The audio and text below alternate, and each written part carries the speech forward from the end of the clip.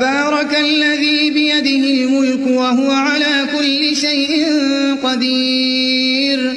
الذي خلق الموت والحياة ليبلوكم أيكم أحسن عملا وهو العزيز الغفور الذي خلق 7 سماوات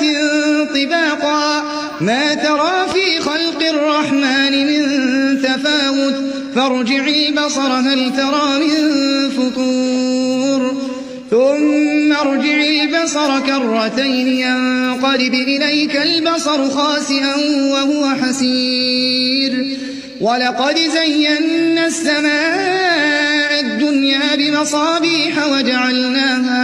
وجعلناها رجوما للشياطين وأعتدنا لهم عذاب السعير وللذين كفروا بربهم عذاب جهنم وبئس المصير إذا ألقوا فيها سمعوا لها شهيقا وهي تفور تكاد تميز من الغيظ كلما ألقي فيها فوج سالهم خزنتها ألم يأتكم نذير قالوا بلى قد جاءنا نذير فكذبنا وقلنا ما نزل الله من شيء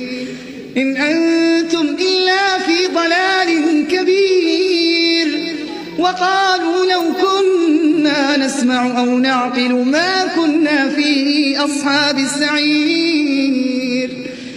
فاعترفوا بذنبهم فسحقا لأصحاب السعير